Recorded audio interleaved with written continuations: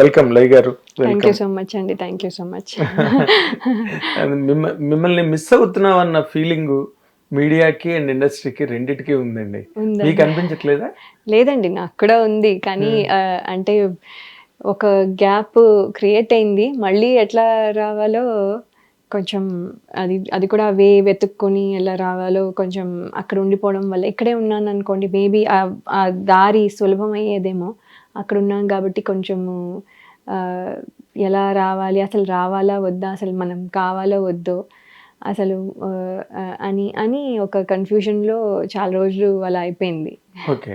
So ఇప్పుడు ఇలా తమ్ముడు ద్వారా ఇలా రావడం అనేది అన్ఎక్స్పెక్టెడ్, బట్ చాలా హ్యాపీగా అనిపిస్తుంది. So now I will continue my journey. Very good, very good. అంటే మీరు అన్నారు కదా ఒక గ్యాప్ క్రియేట్ అయింది అని. అది ఆర్గానిక్ గా క్రియేట్ అయిందా, లేకపోతే ఫోర్స్డా, లేకపోతే కండిషనల్లా, తప్పించుకోలేని పరిస్థితులా? దేనివల్ల మీకు గ్యాప్ వచ్చిందని మీరు అనుకుంటున్నారు? అంటే అండి ఒకటి, సో ఇండస్ట్రీ ఇది అంటే కొంచెం ట్రెండ్ మారుతూ ఉంది. మారుతూ ఉండగా ఏమైందంటే నేను కూడా అప్పుడు అనుకున్నాను, ఓకే సరే మారుతోంది, మనం ఈ మారే ట్రెండ్లో క్యాచ్ చేయడానికి ట్రై చేద్దాం. కానీ ఈ లోపల మా అమ్మ వాళ్ళు కూడా ఏం ఫీల్ అయ్యారంటే, సరే మనం సంబంధాలు చూద్దాం, నెమ్మదిగా ఎప్పుడో అవుతాయి, ఒక 4-5 అంటే ఇండస్ట్రీలో అమ్మాయికి పెళ్ళి అవ్వడం కష్టం అనే ఫీలింగ్లో అందరూ ఉన్నారు. మా పేరెంట్స్ కూడా అలాగే ఉన్నారు, కొంచెం భయపడ్డారు కూడాను ఒక టైంలో.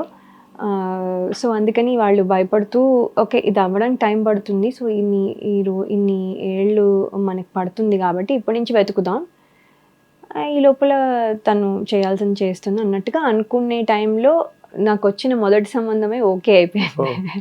సో అయిపోయినప్పుడు ఏమైందంటే అప్పుడు కూడా థాట్ ఏంటంటే, ఆయన చాలా మంచి, ఆయన చాలా ఫ్యామిలీ చాలా మంచిది, ఎవ్రీథింగ్ నన్ను చాలా సపోర్ట్ చేసే పర్సన్. నాకు అంటే ఏ విధంగానూ కంప్లైంట్స్ లేవు అసలు.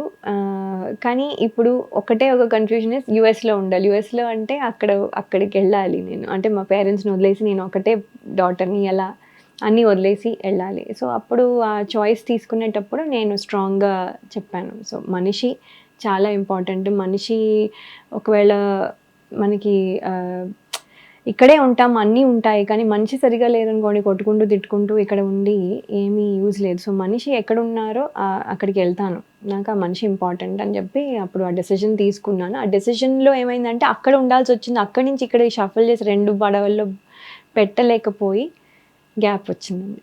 ఓకే. అంటే అప్పుడు మీరు మీ పేరెంట్స్ ఎందుకు అనుకున్నారండి సినిమా హీరోయిన్ కి సంబంధాలు రావడం కష్టం అంటే ఫేస్ చేశారా?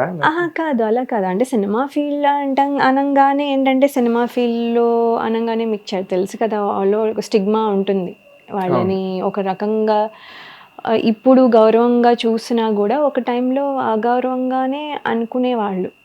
సినిమా ఇండస్ట్రీలో పనిచేసే అమ్మాయిలకి గౌరవం ఉండదు అనేది ఒక ఫీలింగ్.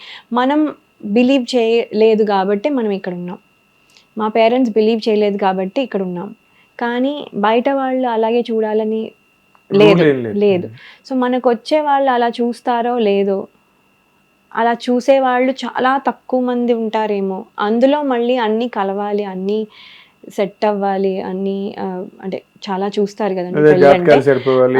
అలా చాలా ఇంకా ఉన్నాయి. అంటే ఒక సో స్టాండర్డ్స్ ఏవో ఉన్నాయి, ఏవో చెక్ లిస్ట్ లాగా అవన్నీ సరిపోవాలి, అవన్నీ చూడాలి. సో అవన్నీ జరిగేసరికి అవుతుందో లేదు, అంటే కొంచెం టఫ్ అవుతుందని. ఇప్పుడు ఏంటంటే అన్నీ బాగున్నా, అన్నీ చక్కగా ఉన్నా కూడా, సింపుల్గా ఉన్నా కూడా పెళ్ళిళ్ళు చేసుకోవట్లేదు అంత ఈజీగా, ఒప్పుకోవట్లేదు. అదేదో ఒక రీజన్ అవనండి చేసుకోవట్లేదు. సో ఏమంటున్నానంటే, అలాంటి టైంలో ఇలా ఉన్నప్పుడు అలా థాట్ ప్రాసెస్ అలా ఉంటుందేమో బయట వాళ్ళది అనేది వాళ్ళ భయం. మనకి మనము ఎలా ఉన్నామో తెలుసు, వాళ్ళకి నా ఇండస్ట్రీ మీద నమ్మకం ఉంది కాబట్టి నన్ను పంపించారు. వాళ్ళు కాదు కదా డిసైడ్ చేయాల్సింది, అబ్బాయి తరపున వాళ్ళు కూడా ఒప్పుకోవాలి కాబట్టి వాళ్ళు ఎలా ఫీల్ అవుతారు అనే ఒక భయం ఉండేది. సో దానివల్ల టఫ్ అవుతుందని మాత్రం అనుకున్నారు. ఓకే. అంటే మీ వారు చాలా ఓపెన్ మైండెడ్, చాలా బ్రాడ్ మైండెడ్ అండి, చాలా ఓపెన్ మైండెడ్. ఆయనకి ఏంటంటే ఎక్స్ట్రా కరిక్యులర్ యాక్టివిటీస్ అంటే చాలా రెస్పెక్ట్. Oh. అంటే మామూలు చదువు అని ఉండి చదువు అంటే తక్కువ అని కాదు, చదువుతో పాటు ఇవన్నీ చేసాము అనేసి వాళ్ళకి ఒక స్పెషల్ ఇది మామ్ తెలుసా ఎంత చేసిందో తెలుసా అందరికీ చెప్తూ ఉంటారు.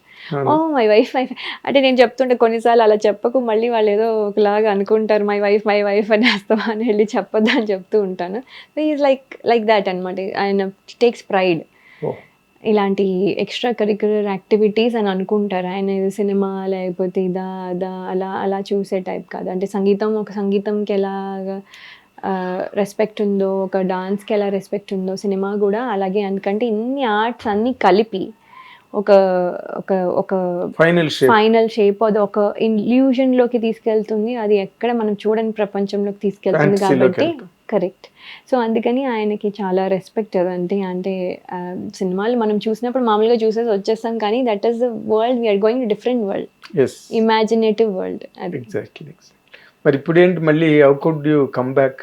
అసలు మళ్ళీ రావడం అన్నది ఎందుకు జరిగింది, ఎలా జరిగింది? నేను విజిటింగ్కి వచ్చినప్పుడు ఒక ఛానల్స్లో ఏదో 2-3 ఛానల్స్లో ఇంటర్వ్యూస్ ఇచ్చాను. ఆ ఇంటర్వ్యూ క్లిప్పింగ్ చూసి సార్ కాల్ చేశారు, యూఎస్కి కాల్ చేసి ఆయన అడిగారు చేస్తారా, కానీ ఇలా ఉంటుంది, ఇన్ని రోజులు ఉండాలి, మీరు వెళ్ళి రావడానికి కుదరకపోవచ్చు, మీ పిల్లలు మీరు చూసుకోగలరా, మీ పిల్లలు ఓకేనా, మీరు లేకుండా ఎలా మేనేజ్ చేస్తారు, మీరు వర్క్ చేస్తున్న అప్పుడు నేను ఐటీలో కూడా వర్క్ చేసేదాన్ని. సో వర్క్ ఎలా చేస్తారు మీరు, మరి జాబ్ మానేయాల్సి వస్తుంది, ఇవన్నీ ఓకేనా, అలా అన్నీ అడిగిన తర్వాత అవన్నీ ఓకే అనిన తర్వాత సార్ ప్రొవైడెడ్ క్యారెక్టర్ చాలా బాగుంటే ఇవన్నీ ప్రాబ్లం లేదండి, ఇవి నేను మేనేజ్ చేస్తానని చెప్పడంతో ఆయన అప్పుడు ఒక 5 minutes చెప్పడం జరిగింది. ఆ 5 minutesలోనే చాలా ఇంప్రెసివ్గా ఉందండి. సో వెంటనే నేను ఆయనకి నేను చేస్తాను, తప్పకుండా చేస్తాను అన్నాను. ఫోటో సెషన్స్ అన్నీ చేశారు అక్కడ.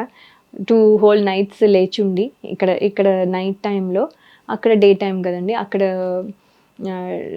ఫోటో సెషన్స్ అన్నీ చేసి మా హస్బెండ్ హాస్పిటల్కి వెళ్ళి అక్కడ ఫోటోలు తీశారు. ఆయనే తీశారు నాకు పేషెంట్స్ చూస్తూ మధ్యలో. బికాజ్ మాకు ఇంకా నేను కూడా ఆఫీస్కి లీవ్ పెట్టాను, ఆయన అక్కడికి హాస్పిటల్కి వచ్చే అన్నారు. సో అక్కడ మధ్యలో గ్యాప్లో తీస్తూ ఉన్నారు, పంపిస్తూ ఉన్నాం. ఆయన కరెక్షన్స్ చెప్తే మళ్ళీ తీసి అలా 2 days మొత్తం సెషన్ చేసిన తర్వాత అండ్ ఈ సైడ్ గెయిన్ వెయిట్